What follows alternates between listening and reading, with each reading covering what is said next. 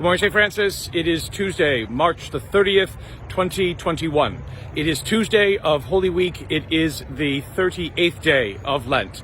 Coming to you again from the berm outside of the Elyseville Road, right behind the church over here.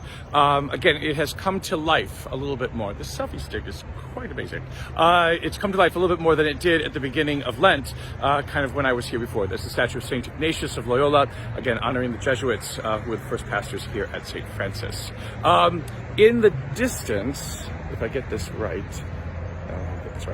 yes, in the distance right over this shoulder, you can see, I think you could, maybe you can't, maybe you can't, maybe you can't. I don't want to take too much time. This is taking too much time. You can see, anyway, if you look out today, there is the remnant of the full moon that happened actually this Sunday, which is the full moon that then gauges for the date of Easter, the Sunday that follows the full moon after the spring equinox. And so it has happened, and it is now waning as the week progresses. But it is Tuesday of Holy Week, and here on Tuesday of Holy Week, as we do every year, again, the drama increases. Denials, betrayals, premonitions, predictions of all these kinds of things are included in today's reading from John. Isaiah, again, another suffering servant song in which the suffering servant will be justified, will be vindicated. But first, there is betrayal, there is denial. Jesus predicts each for Judas and for Peter.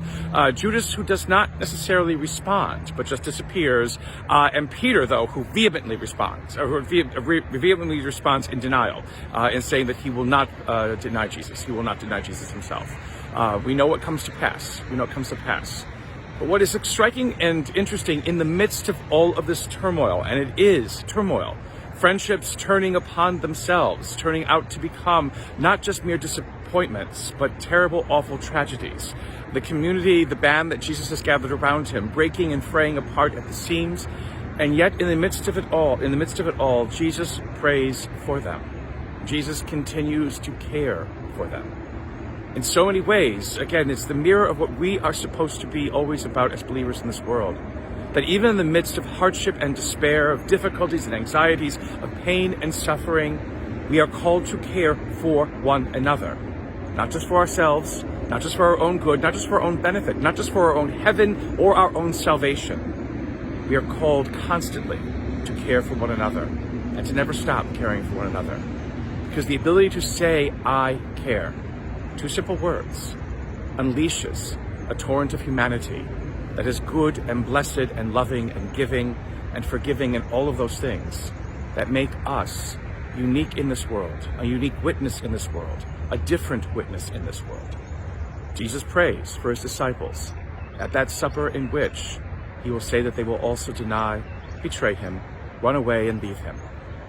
To have that kind of understanding of humanity is a humanity that allows us to be able still to grow in the midst of our misfortunes, in the midst of all the things that we get wrong. That is what Lent has been meant to point out to us all these 40 days. There's always an opportunity to grow. There's always opportunity to embrace what we are meant to become. As we began on Ash Wednesday, Paul says, now is the time of salvation. Now is the appropriate time to transform. May the Lord give you peace.